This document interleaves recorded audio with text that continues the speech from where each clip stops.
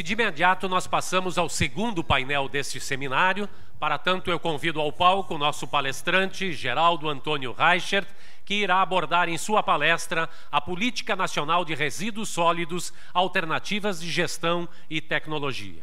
Geraldo Reichert é engenheiro civil, graduado pela Universidade Federal do Rio Grande do Sul e mestre e doutor em recursos hídricos e saneamento ambiental. É coordenador da Câmara Temática de Resíduos Sólidos da Associação Brasileira de Engenharia Sanitária e Ambiental e funcionário do Departamento Municipal de Limpeza Urbana de Porto Alegre, além de professor do curso de Engenharia Ambiental e do programa de pós-graduação em Engenharia e Ciências Ambientais da Universidade de Caxias do Sul.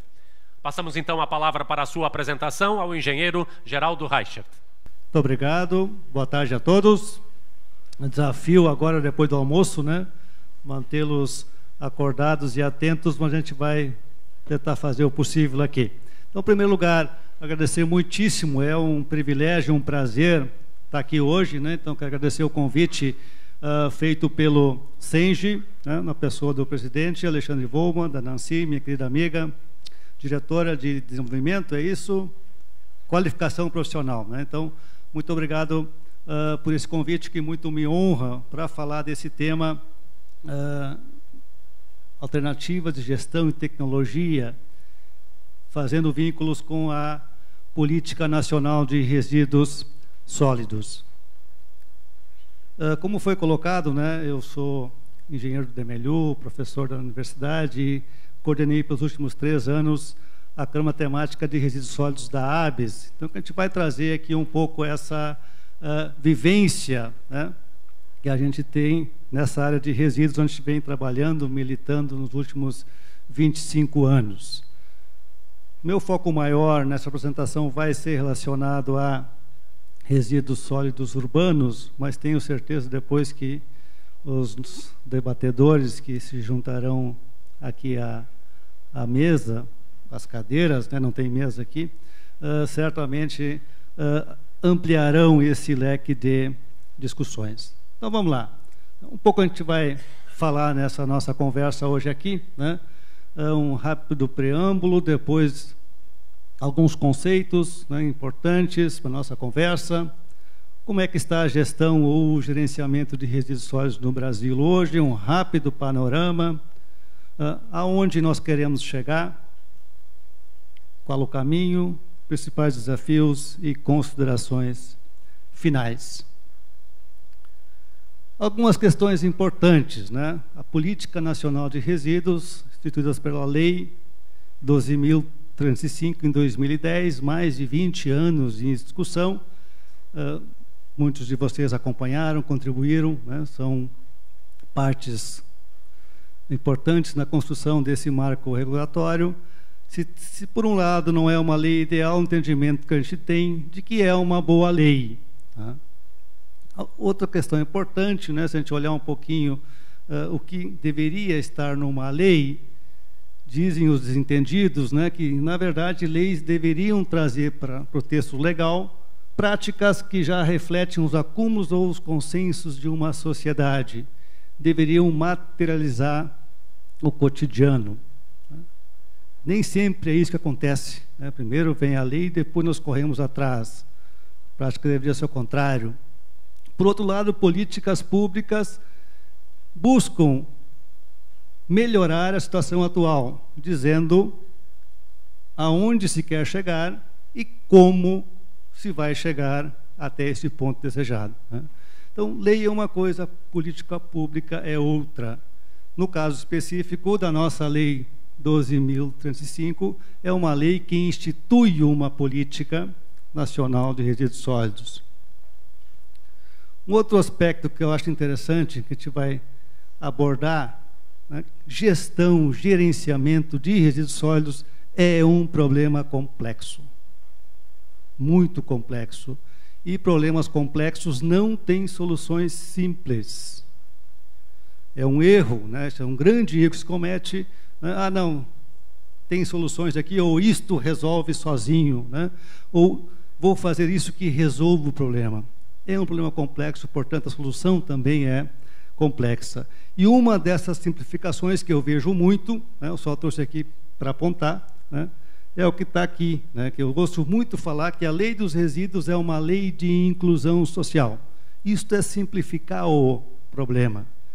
A inclusão social é um dos aspectos importantes da lei, mas a lei é muito mais do que isto. Ela é, antes de tudo, uma lei de gestão e gerenciamento adequada de resíduos sólidos e, antes de mais nada, é uma lei de proteção ambiental. Alguns conceitos importantes, né? A lei bate muito, ou bate não, ela apresenta, ela traz no seu bojo muito esse conceito de gerenciamento integrado. Quando fala dos planos, os planos de gestão integrada de resíduos sólidos, né? O que é isso? É, na verdade, é um conceito que já se conhece desde 90, né? No final dos anos 80, início dos anos 90, vários autores cunharam, escreveram, definiram esse conceito, e que é, na verdade, trabalhar com todos os resíduos, separação na origem, coleta diferenciada, maximização do reaproveitamento da reciclagem e diminuição do que vai para aterro sanitário. Este é um conceito de gerenciamento ou de gestão integrada, que se traduz nessa figurinha, né, do triângulo invertido, que vocês já conhecem. Primeiro deveria ser não gerar, depois reduzir, reutilizar, reciclar, tratar e dispor adequadamente aquela fração que não pode ser reciclada. Então, o que era um conceito até 2010 passou a ser uma obrigação, porque a Lei dos Resíduos, a 1235, obriga a aplicação desta hierarquia no seu artigo 9º. Uma mudança fundamental que a lei traz, talvez uma das grandes mudanças que muito ainda vai dar o que discutir, mas acho que pouco se discute ainda, é esse: diferencia resíduo de rejeito. Resíduo, nós conhecemos, matéria, substância, objeto ou bem descartado, ou seja, tudo aquilo que não tem mais valor para o seu proprietário. Eu me desfaço, eu me descarto. Isto virou um resíduo. Rejeito é aquele resíduo, portanto, rejeito é um resíduo sólido que não tem mais viabilidade técnica ou econômica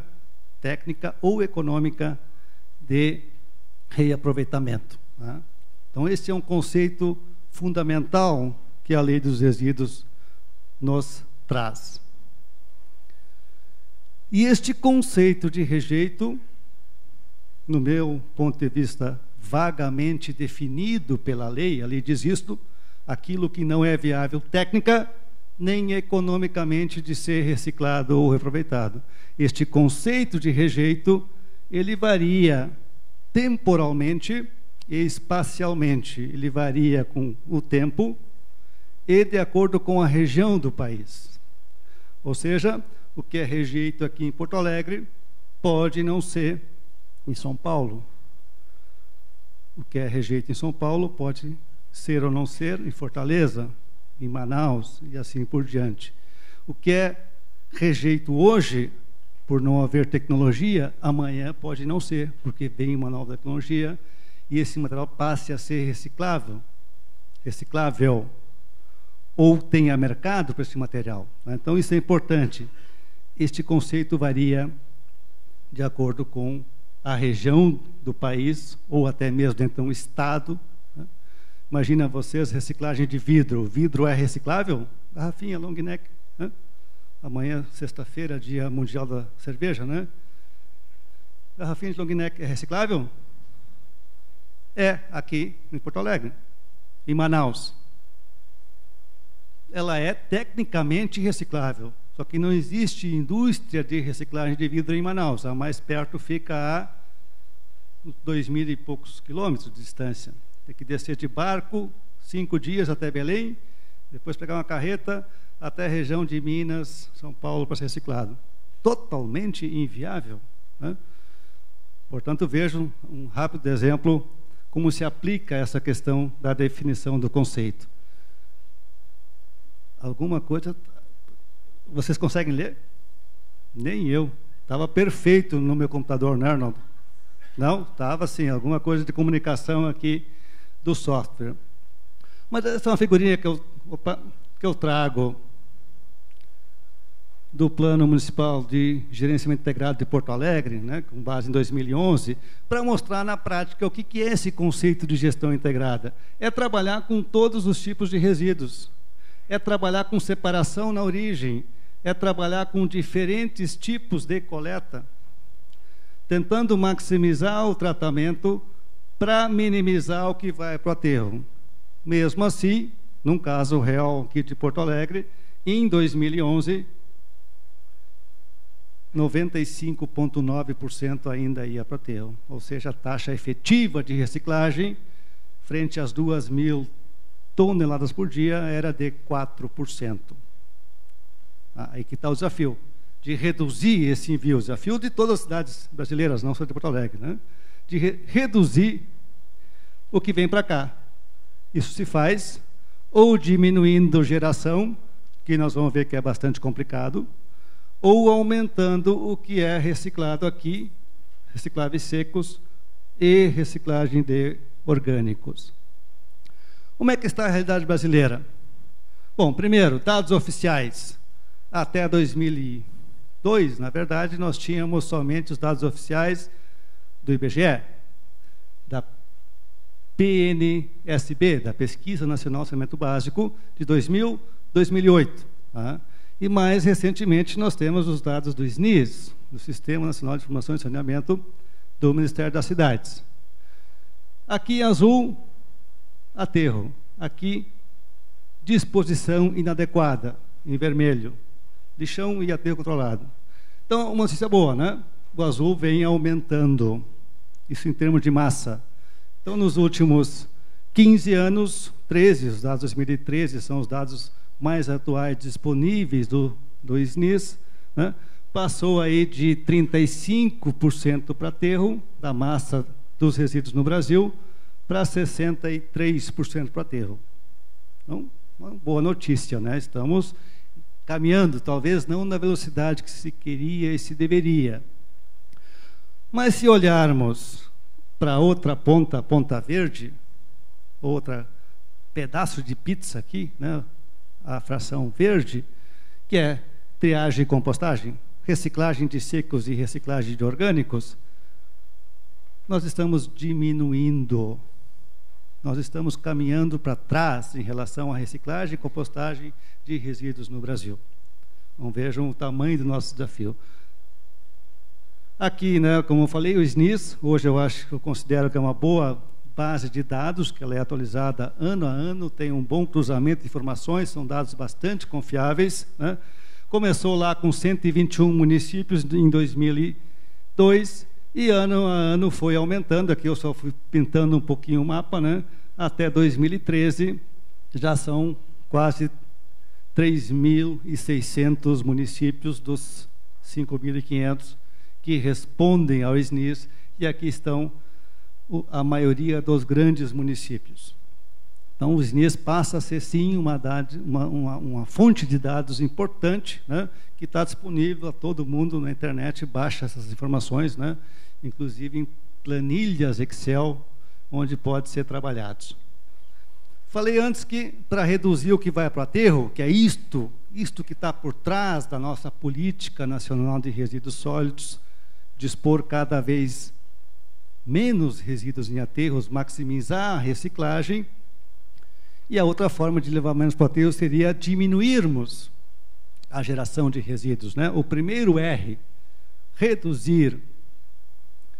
Aqui dados a gente sempre se compara, né? E eu acho que hoje a nossa comparação, né?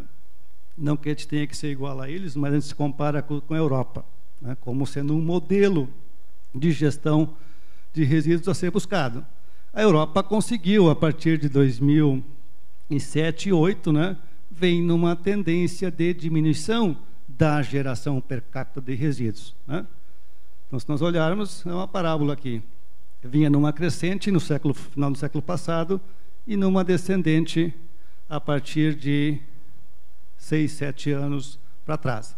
mas ainda gerando de resíduos sólidos domiciliares cerca de 1,3 kg por pessoa. No Brasil, ainda estamos numa ascendente e gerando menos de 1 kg por pessoa. Então, a tendência nos próximos anos ainda é, no Brasil, gerarmos mais resíduos per capita, por pessoa. Aqui algumas informações, vou passar rápido isso, né? São do SNIS também, 2013. O que é verde é aterro, o que é vermelho ou laranja é não aterro. Lixão e aterro controlado, ambos são inadequados. E o que é branco é município que não dá informação, indicativo forte que a situação não seja muito boa também nesse município, né? Então vejam, né? Embora 60 e poucos % dos resíduos do Brasil já vão para o aterro, isso se verifica, na verdade, nesse Brasil. Região Sul, São Paulo, sulzinho de Minas, Rio e Espírito Santo. O resto, Centro-Oeste, Norte e Nordeste, disposição inadequada. Se olharmos triagem e compostagem, dá vergonha, né? Isto aqui é só tem ou não tem. Não está dizendo que todo aquele município 100% faz. Não, tem. Está pintado o município aqui. Tá? Coleta seletiva, um pouquinho melhor. O verde. O verde quer dizer tem naquele município coleta seletiva. Também aqui não está dito qual é a cobertura, qual é a eficiência, qual é a porcentagem da população que efetivamente participa desse processo, né? Então vejam de novo aqui, né, uma concentração maior nessa região. E eu tenho batido muito, né, nas minhas falas nos últimos anos nessa questão que eu fico até meio incomodado. Meio não, quem me conhece sabe que eu fico bastante incomodado.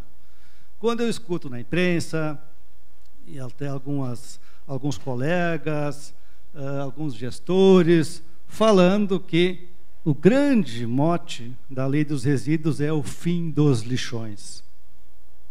Tenho certeza que vocês também escutam falar isso muito, né? Agora se discute no Congresso Nacional a prorrogação do prazo dos fins dos lixões, que, segundo diz a imprensa, seria agosto de 2014. Tá? Para mim, isso, na verdade, é uma grande cortina de fumaça. É para esconder uma discussão maior que está por trás. Por que eu acho isso? Porque o que realmente está estabelecido no prazo da lei, né? O que se quer prorrogar na lei dos resíduos é o prazo do artigo 54 e 55. Tá?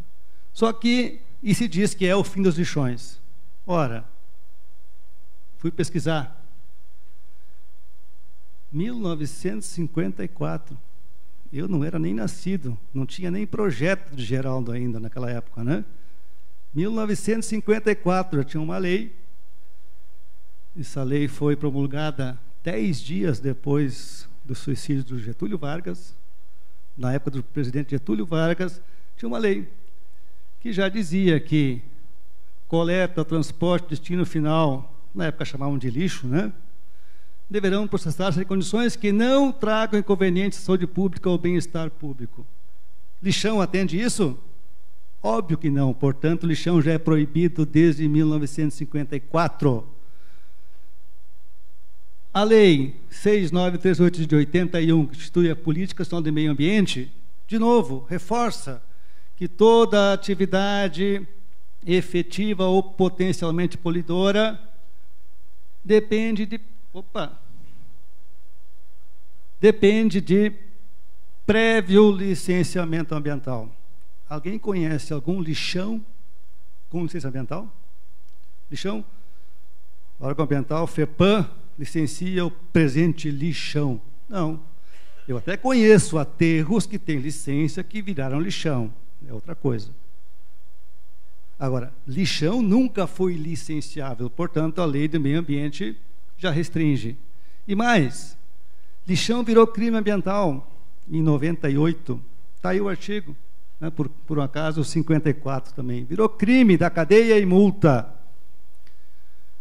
E o que estabelece, na verdade, o artigo 54? E também o 55. O 55 fala dos planos estaduais e municipais, né, que o prazo expirou, terminou em 2012.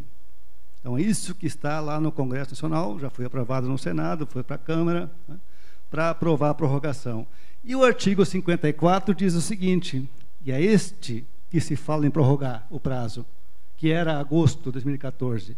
A disposição final ambientalmente adequada dos rejeitos deve ser implantada em até 4 anos.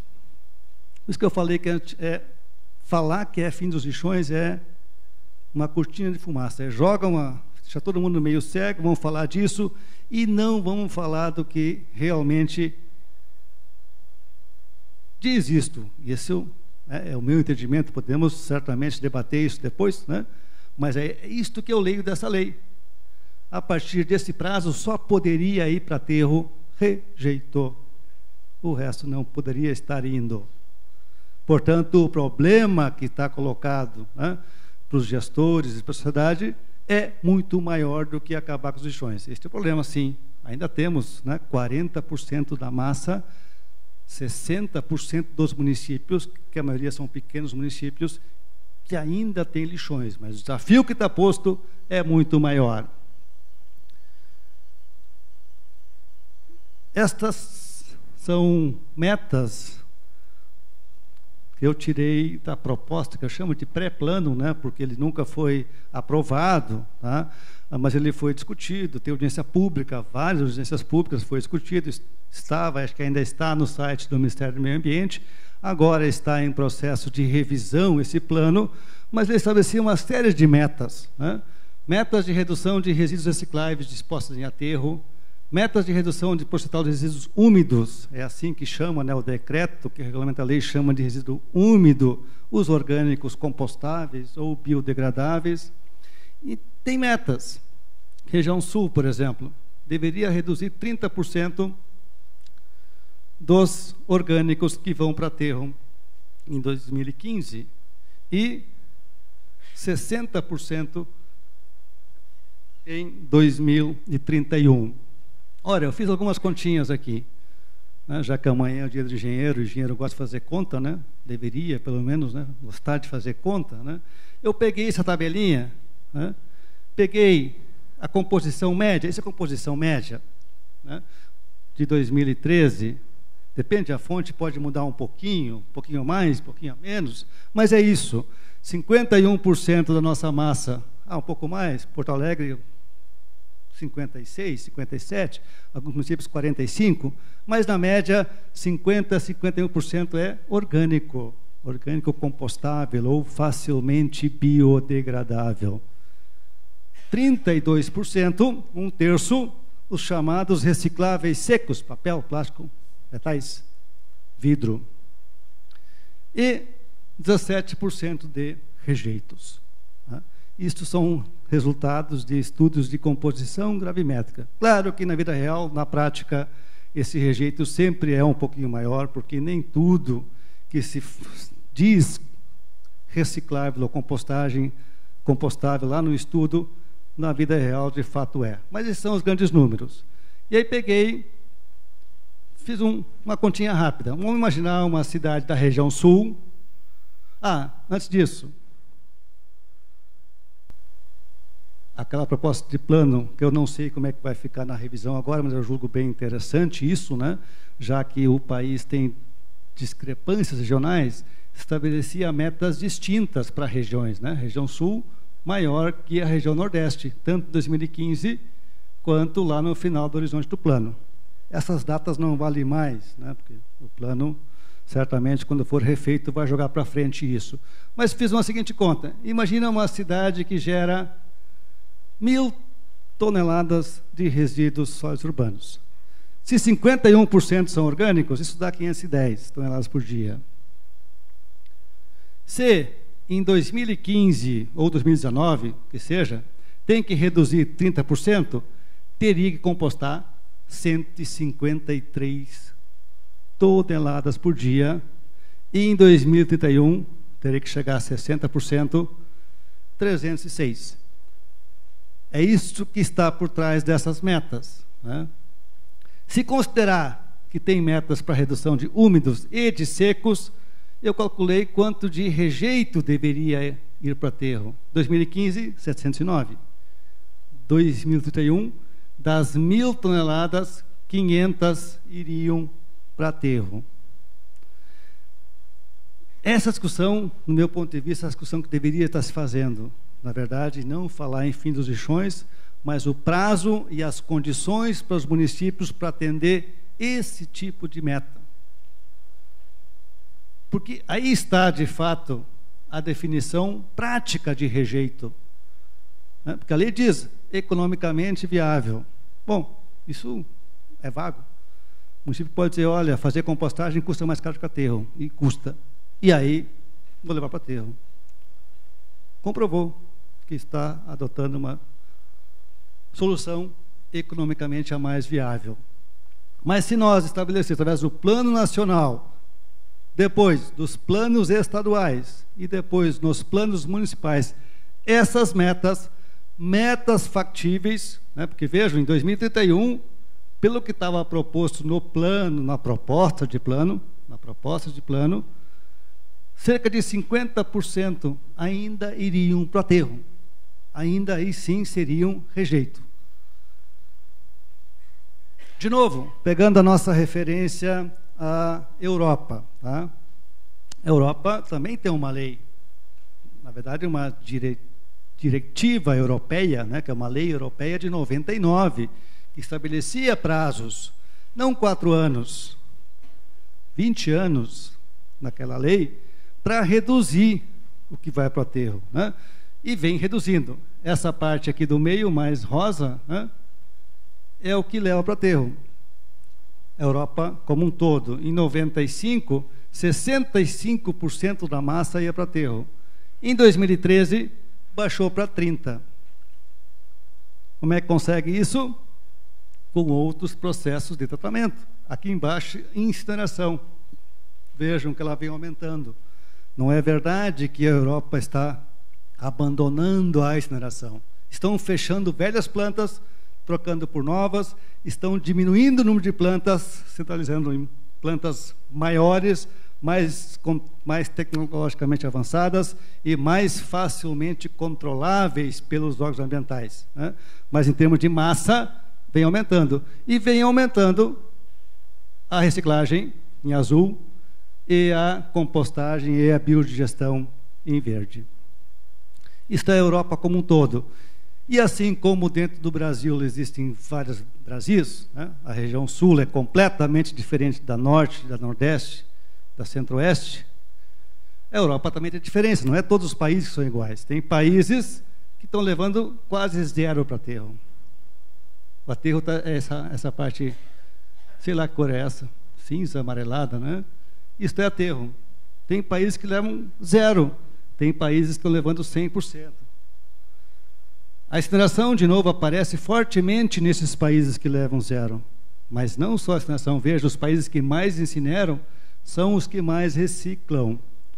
Portanto, também é, no meu ponto de vista, equivocado dizer que a incineração compete com a reciclagem. Aqui está mostrado que os países que mais incineram são os que mais reciclam, porque fazem gestão integrada de resíduos. E aí em cima, né, o laranjinha aqui, o vermelho mais fraco, a compostagem, né? Onde é que está o Brasil aqui? Lá atrás, ó, né? Parece que Montenegro, Turquia, né? Nós estamos aqui, mais ou menos, se fizéssemos um gráfico desse tipo. Bom, esses slides eu peguei de uma palestra que aconteceu uns 2 anos atrás, em Bento Gonçalves, de uma cidade na Suécia, Borås, que leva hoje praticamente zero para aterro sanitário, tá? Talvez hoje um exemplo utópico, né? Mas existem alguns países que estão chegando nisso, de levar quase zero para aterro sanitário. Como é que consegue isso? Não existe mágica. Reciclagem, 27% da massa, tratamento biológico, biodigestão, né? Biodigestão com biogás e compostagem, e, de novo, incineração do rejeito, sempre associado à questão energética. E levam zero para aterro. Sempre foi assim?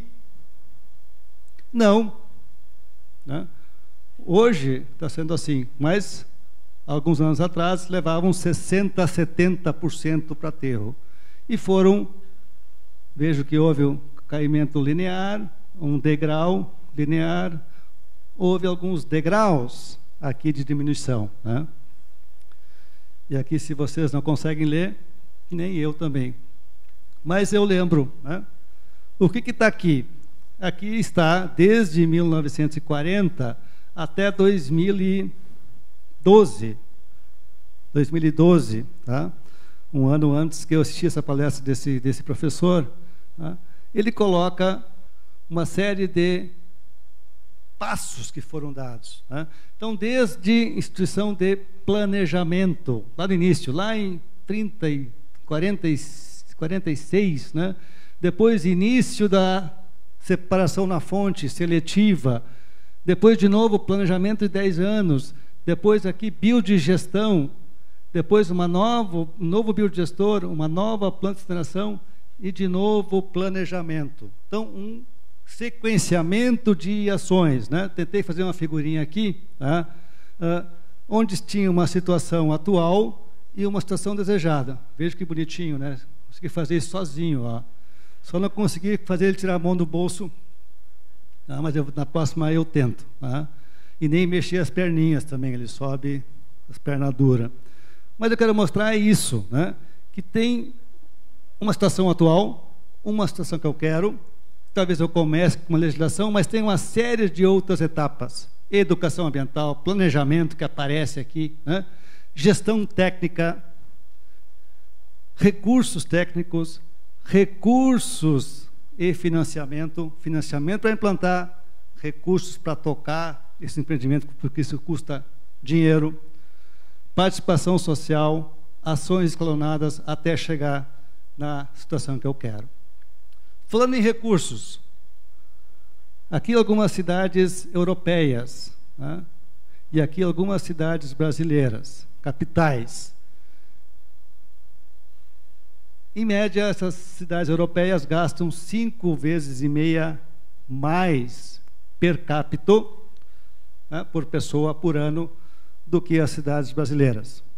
Eu atualizei, peguei essas cidades, 2013, dados do SNIS, está lá, na média, R$ 150 por habitante ano.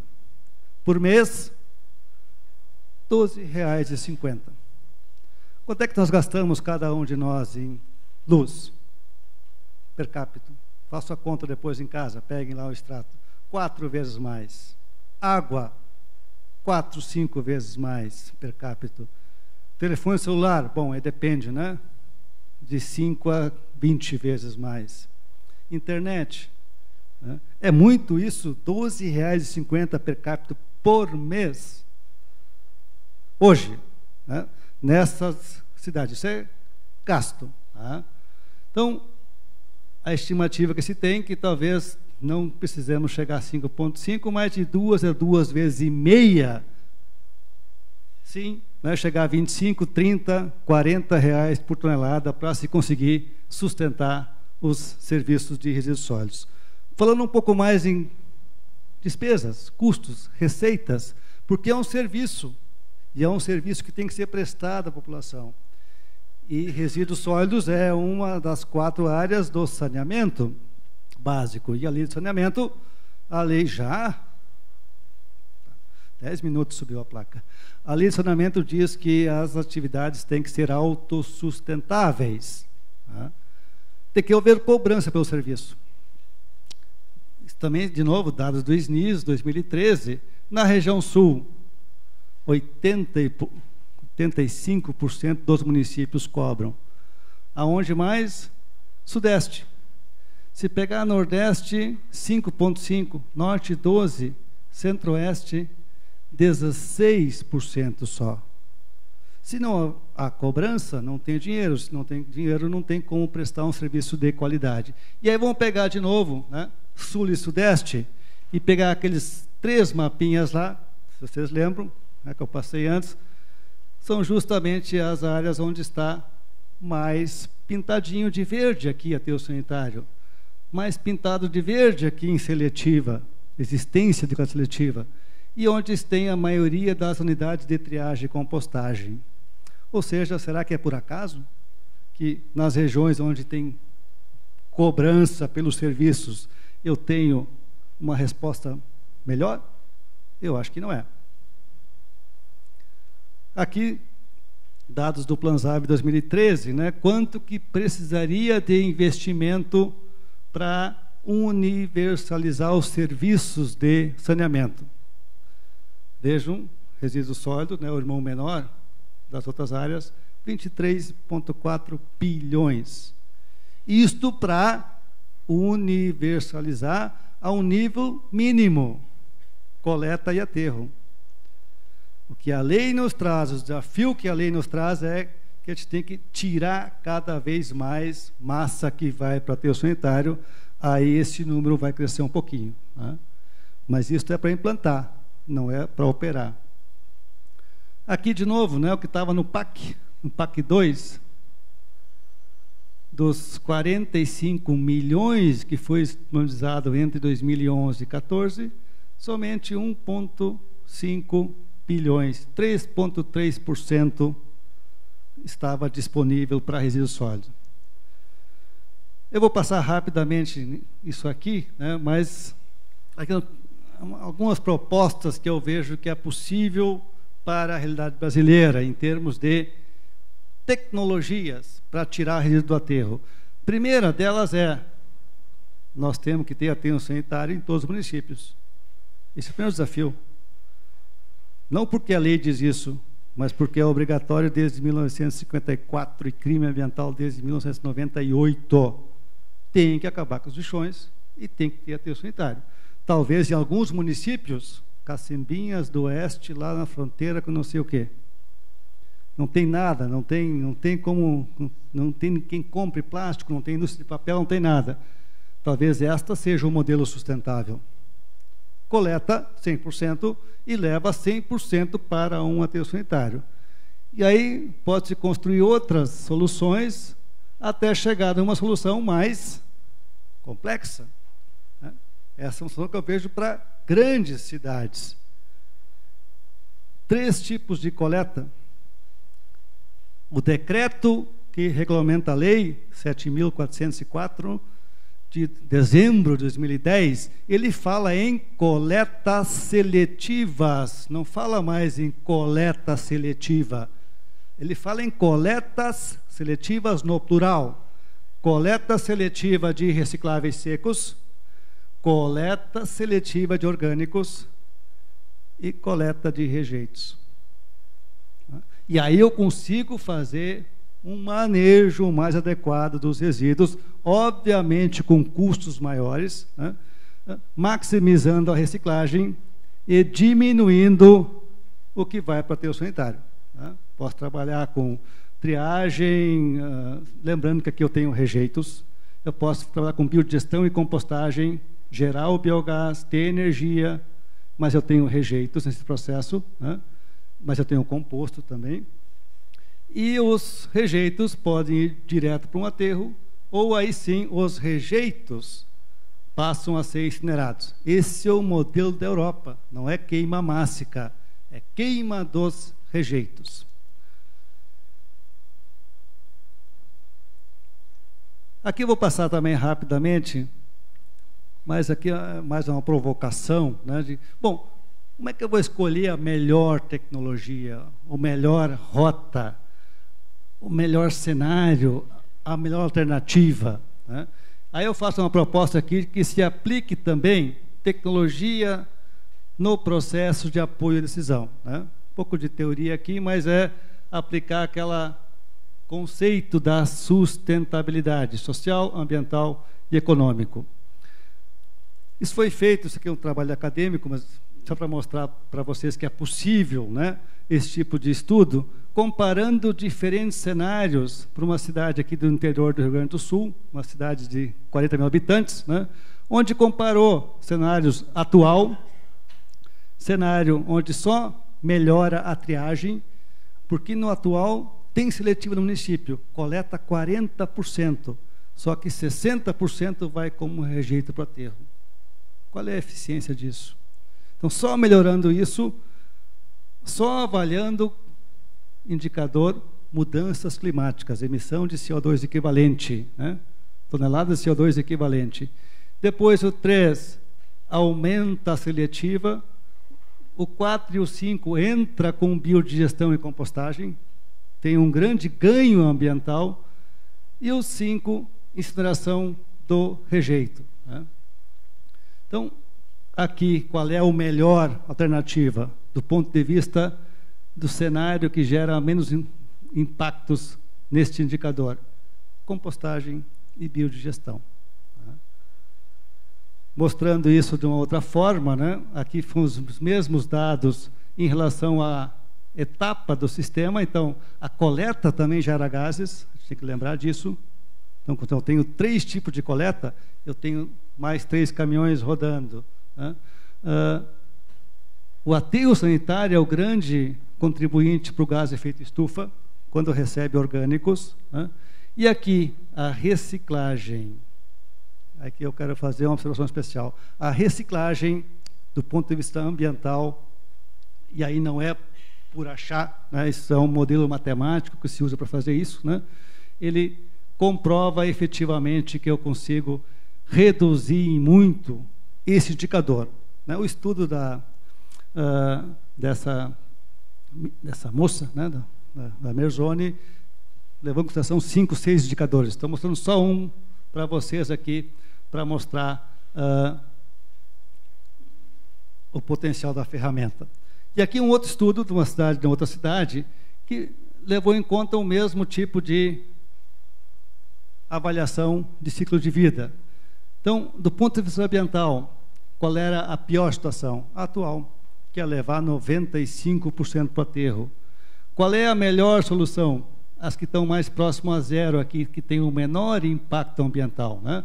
Então, não vou entrar aqui o que é, mas essa aqui, o cenário 6, o cenário... Opa! É para cá. O cenário 4 aqui, esses 3 aqui, ó, são os mais efetivos ambientalmente. Mas quando eu tomo decisão, o prefeito quer saber quanto custa. Aí quanto custa, qual é o mais barato? É o atual. O atual é o mais impactante. Quanto mais para fora, mais impacto. Quanto mais aqui, menos impacto. Quanto mais para fora, maior custo. Quanto mais perto do zero, menor custo. Então, a pior ambientalmente é a mais cara economicamente, né? E essas 3 aqui tem uma delas muito boa ambientalmente, mas a mais cara economicamente. Então, aquilo que eu comentei antes, mais barato, coletar para aterro.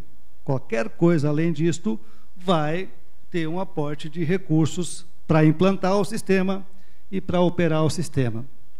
E como é que nós estamos tentando fazer, né? Nós criamos uma legislação, né, em 2010,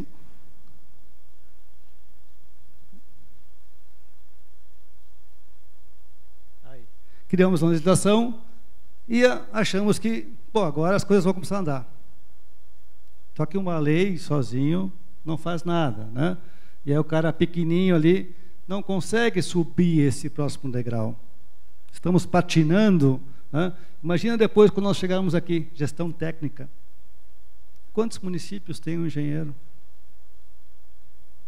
Recursos técnicos, recursos de financiamento. O PAC não tinha dinheiro para a obra, os municípios não cobram. Sem dinheiro não se faz nada, né? Então, nós não estamos dando os passo a passo e estamos dando umas patinadas aqui, tá?